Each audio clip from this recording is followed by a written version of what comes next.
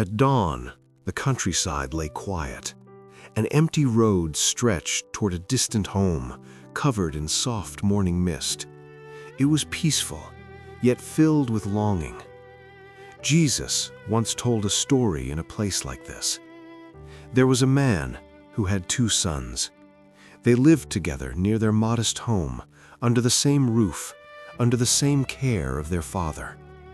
One day, the younger son came to his father and said, "Father, give me my share of the inheritance." In asking this, the son was saying more than words could express. It was as if he said, "I want what is yours, but I do not want you." The father listened in silence. Sadness filled his eyes, but love restrained his voice. And so the father divided his property and gave the younger son what he asked for. Not long after that, the younger son gathered all he had and set off for a distant country. With a bag over his shoulder, he walked away from home, down the long road ahead. The father stood behind him, watching silently, letting him go. In the distant land, the son began to live freely. There was laughter, music, celebration. Wine flowed, friends surrounded him, and life felt full. But the joy was fleeting. Soon his money was gone, and when the wealth disappeared, so did the friends. A famine struck the land. The city that once welcomed him now ignored him.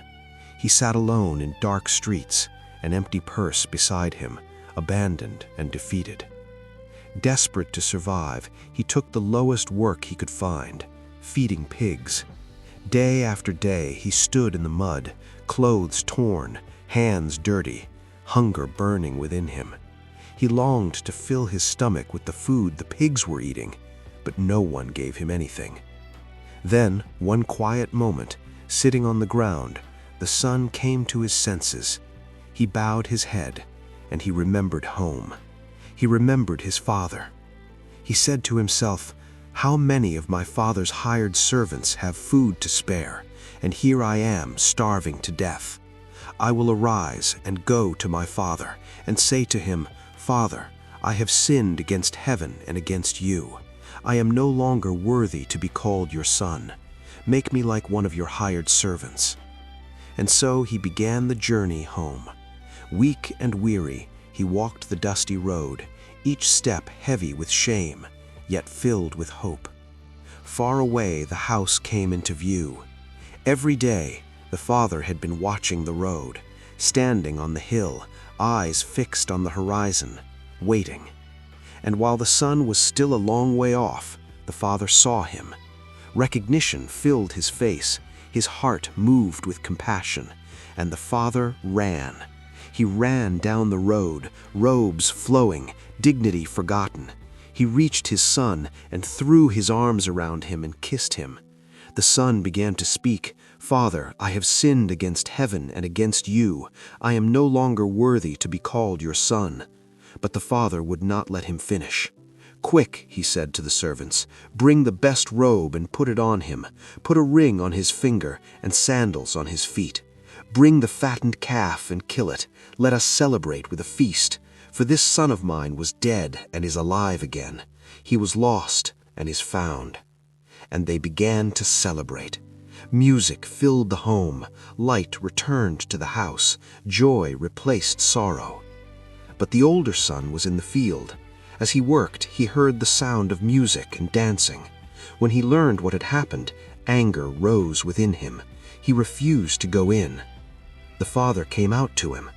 The older son said, "All these years I have been serving you. I never disobeyed your command, yet you never gave me even a young goat to celebrate with my friends. But when this son of yours, who wasted your wealth, comes home, you celebrate for him." The father looked at him with love and said, "My son, you are always with me, and everything I have is yours. But we had to celebrate and be glad, because this brother of yours was dead and is alive again. He was lost and is found."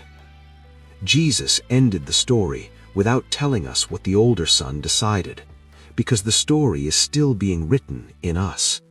Are you the younger son who has wandered and feels unworthy, or the older son who stayed but struggles with resentment?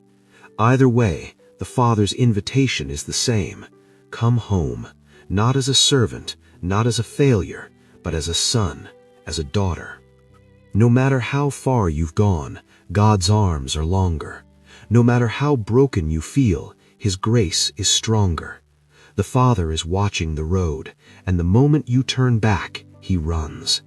If this story spoke to your heart, share it with someone who needs hope.